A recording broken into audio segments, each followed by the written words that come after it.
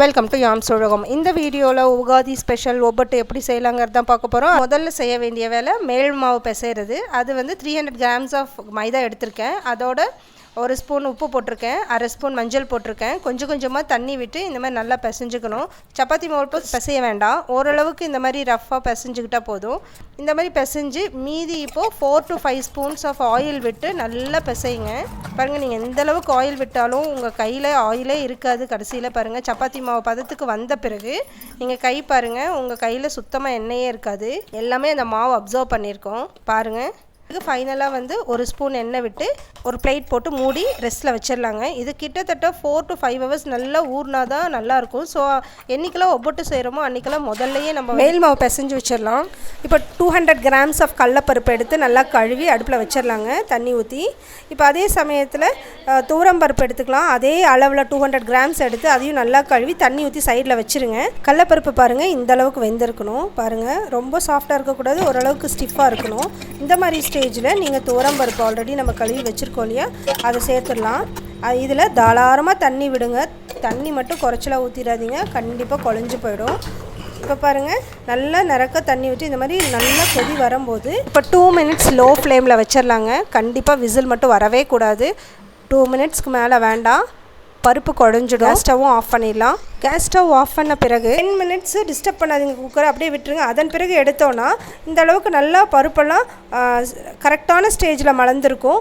முக்கியமாக துவரம்பருப்பு மட்டும் லைட்டாக வெந்திருக்கும், அப்போ டேஸ்டியாகவும் இருக்கும். கடலப்பருப்பு நம்ம கரெக்டான கன்சிஸ்டன்சியில் இருக்கும். ஓகேங்க, இப்போது இதை நம்ம வடிகட்டிடலாம். இந்த மாதிரி ஒரு ஸ்ட்ரெயினரில் ஊற்றி நல்லா வடிகட்டிடலாம்.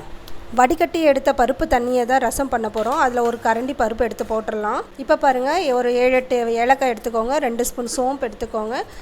சூடு பறக்க வறுத்துடலாம். அதுக்கப்புறம் மிக்சியில் ட்ரிம் பண்ணிக்கோங்க முதல்ல. பாருங்கள் இந்த மாதிரி. இப்போ பாருங்கள், சுக்கு போடுறதுனா போட்டுக்கோங்க. எனக்கு இஞ்சி போட்டால் ரொம்ப பிடிக்கும், ஸோ இஞ்சி போட்டுக்கிறேன். இஞ்சி போட்டு இந்த மாதிரி ஒன்றா சேர்ந்து அரைச்சி அது ஒரு பவுலில் எடுத்து வச்சிடலாம். இப்போ நம்ம 400 கிராம்ஸ் ஆஃப் பருப்பு எடுத்துருக்கோம் இல்லைங்களா, ஸோ அதுக்கு வந்து 300 கிராம்ஸ் ஆஃப் வெல்லம் எடுத்துக்கலாம். முதல்ல பாதி வெல்லம் போட்டு அரைச்சிடலாங்க. பாதி வெல்லம் போட்டு அரைச்ச பிறகு பருப்பு கொஞ்சம் கொஞ்சமாக சேர்த்துங்க.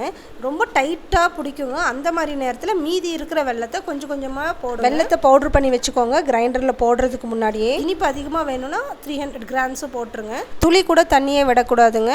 முக்கால்வாசி பருப்பு மசிஞ்ச பிறகு நம்ம அரைச்சி வச்ச விழுதை சேர்த்திடலாம். இப்போ நம்ம கடைசி நேரத்தில் சேர்த்துனீங்கன்னா தான் நல்லா மணமாக இருக்கும். ஃபர்ஸ்ட்லேயே போட்டிங்கன்னா பருப்போட பருப்பாக சேர்ந்துட்டு உங்களுக்கு அந்த மணம் கிடைக்காது.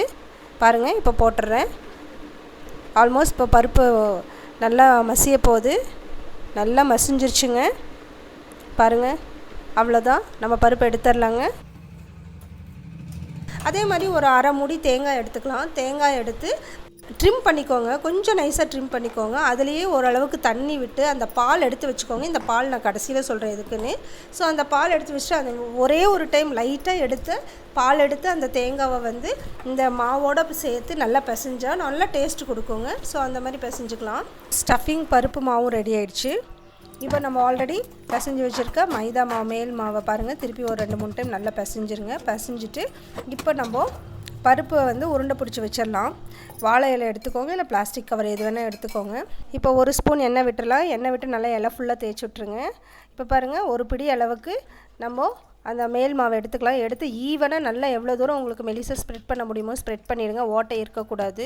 இப்போ அது கவனமாக பார்த்துக்கோங்க. இப்போ நல்லா பெருசாக நான் எடுத்திருக்கேன், அதுக்கு தான் ஒரு பிடி மேல் மாவு எடுத்திருக்கேன்.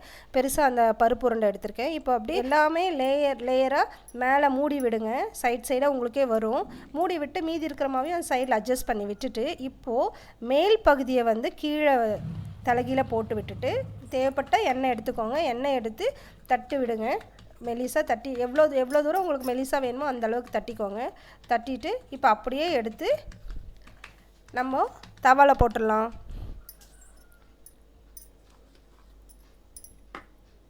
பாருங்கள், இன்னும் கூட மெலிசாக வேணும்னா நீங்கள் அதன் மேலேயே நீங்கள் தட்டலாம். தோசைக்கல் மேலேயே இலையை வச்சு தட்டினீங்கன்னா இன்னும் மெலிசாகிடுங்க. மீடியம் ஃப்ளேம்லேயே 2 சைடும் நல்லா சுட்டு எடுத்துடலாங்க. தேவைப்பட்டால் இந்த ஸ்டேஜில் நீங்கள் நெய் போட்டுக்கலாம், இல்லை எண்ணெயும் விட்டுக்கலாம். பாருங்கள், ஆல்மோஸ்ட் இப்போ நம்ம ஒப்பட்டு ரெடி ஆகிடுச்சு. ஹெல்த்தியான டேஸ்டியான யுகாதி ஸ்பெஷல் ஒப்பட்டு ரெடி. நான் உங்களுக்கு ஃபர்ஸ்ட்டே கொஞ்சம் தேங்காய் பால் எடுத்து வச்சோம் இல்லைங்களா, எங்களுக்கெல்லாம் ஒப்பட்டு செய்தால் தேங்காய் பால் தொட்டு சாப்பிட்ற வழக்கம் உண்டுங்க, அதனால தான் எடுத்து வச்சேன். தேங்காய் பால் ஊற்றி டேஸ்ட் பண்ண போகிறேன். ரொம்ப சூப்பர்பான ஹெல்த்தியான ஒபட்டு ரெடி. வீடியோ பிடிச்சிருந்தால் லைக் பண்ணுங்கள், மற்றவங்களுக்கு யூஸ்ஃபுல்லாக இருக்கணும்னா ஷேர் பண்ணுங்கள். மறக்காமல் புதுசாக பார்க்குறவங்க சப்ஸ்கிரைப் பண்ணுங்கள். அடுத்த வீடியோவில் வேப்பம்பூ ரசம் போஸ்ட் பண்ணுறேங்க. தேங்க்யூ ஃபார் வாட்சிங்.